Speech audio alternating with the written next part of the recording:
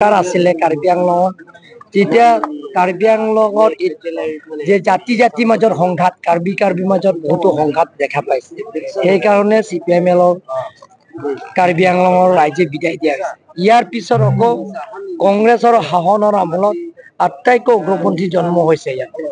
ইয়াতে উগ্ৰপন্থী জন্ম হোৱাৰ লগে লগে ইয়াত অপহৰণ কিডনেপ হত্যা কৰা আমি দেখা পাইছো আৰু চান্দা ডোনেশ্যন তোলা এতিয়া হৈছে আমাৰ ভাতৃত্বৰ মাজৰ সংঘাত হোৱা আপোনালোকে দেখা পাইছে কংগ্ৰেছৰ সনমত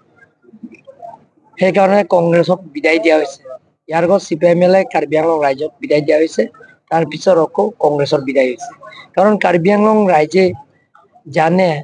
ইয়াৰ সকলো জাতি জনগোষ্ঠী বিলাকৰ সহজ সৰল মানুহবিলাক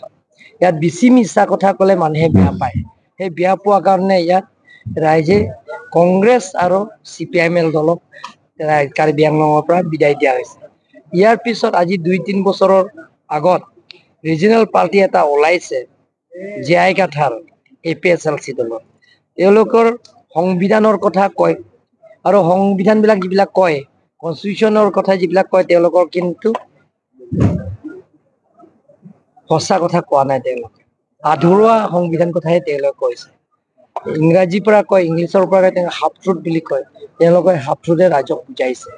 গতিকে মানুহবিলাকৰ গম পাইছে তেওঁলোকৰ যিটো নেকি প্ৰচাৰ কৰি আছে তেওঁলোকৰ অপপ্ৰচাৰ মিছপ্ৰপাগাণ্ডা মনোহজা কথা পলিটিকেল কনস্পিৰেচি কথাহে তেওঁলোকে কৈ আছে গতিকে ৰাইজে গম পাইছে APSLC দলৰ পৰা আপোনালোকে দেখা পাইছে দল ত্যাগ কৰি প্ৰত্যেক দিনে অহাকালিও হ'ব আপোনালোকে আজিও ইয়াৰ পিছত আকৌ কংগ্ৰেছৰ কাৰ্যালয়ৰ এতিয়া আকৌ ইয়াত ডিপু বৰ্তমানলৈকে 4-5 বাৰ মান হ'ব এতিয়াও কংগ্ৰেছ আৰু APSLC দলৰ পৰা ত্যাগ কৰি প্ৰায় 500-600 পৰিয়ালে তাতে ভাৰতীয় জনতা পাৰ্টি জিলা কাৰ্যালয়তে আছে ইয়াৰ পিছত আমি তাতে অংশগ্ৰহণ কৰিম অহাকালিও শচীনগান্ধা সমষ্টিত প্ৰায় 3-4 হাজাৰ APSLC আৰু কংগ্ৰেছ দলৰ পৰা ত্যাগ কৰি